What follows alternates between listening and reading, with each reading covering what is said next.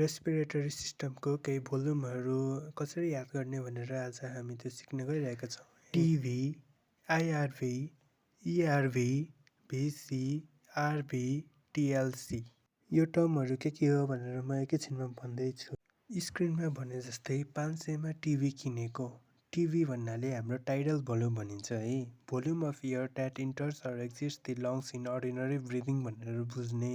जति पनि अमाउन्ट अथवा भोल्युम अफ एयर चाहिँ एकचोटि सास फेर्दाखेरि बाहिरभित्र हुन्छ त्यसलाई टाइडल भोल्युम भन्नाले त्यो चाहिँ 500 ml हुन्छ है। अब अर्को 1200मा र्याक किनेको आरभी भनेको छ।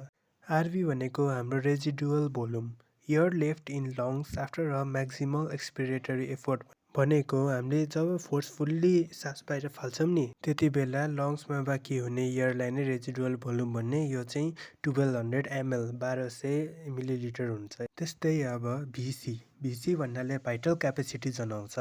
Largest volume of air that can be expired after maximum inspiratory effort. यो भनेको सबैभन्दा धेरै एयर जब हामीले लामो सास तानेर छोड्छौँ नि त्यो निस्केको हावा नै भाइटल क्यापेसिटी भनेर बुझ्ने। भाइटल क्यापेसिटी निकाल्न TV tidal volume, IRV inspiratory reserve volume र इआरभी एक्सपिरेटरी रिजर्भ भोल्युमबाट पनि एड गरेर निकाल्न सकिन्छ। यो चाहिँ माथि भने जस्तै 4500मा भिसी भित्र राख्ने भनेको भिडियो कम्पोजर टिभी भित्र राख्ने भनेर सम्झिने।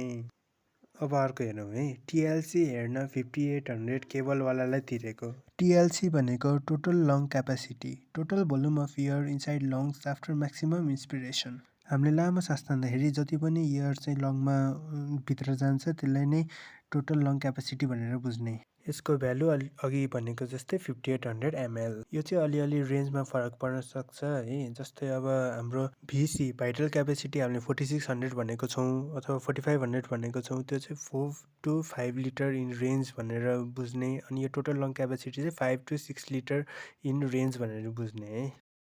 अघि आइआरभी इआरभीहरूको नि कुरा आएको थियो। IRV extra volume of air that can be inspired above the tidal volume with maximum inspiratory effort. Tidal volume भनेको सामान्यतः सास फेर्दाखेरि जति पनि भोल्युम अफ एयर चाहिँ भित्र र बाहिर गर्छ नि त्यसलाई नै टाइडल भोल्युम भने जसरी इन्सपिरेटरी रिजर्भ भोल्युम भनेको चाहिँ त्योभन्दा बढी आउन सक्ने अमाउन्ट। यसको range 2 to 3 litre, maximum 3000 ml। अब ERV expiratory reserve volume, extra volume of air that can be expired in excess of tidal volume with maximal effort. ERV भन्नाले चाहिँ टाइडल भोल्युममा जति चाहिँ नर्मल अमाउन्ट चाहिँ एक्सपायर गरिन्छ नि त्योभन्दा बढी गर्न सक्नेलाई चाहिँ इआरभी भनेर बुझ्ने। यसको चाहिँ 1100 ml। देन अब expiratory dead space, volume of air in conducting zone that doesn't take part in gas exchange.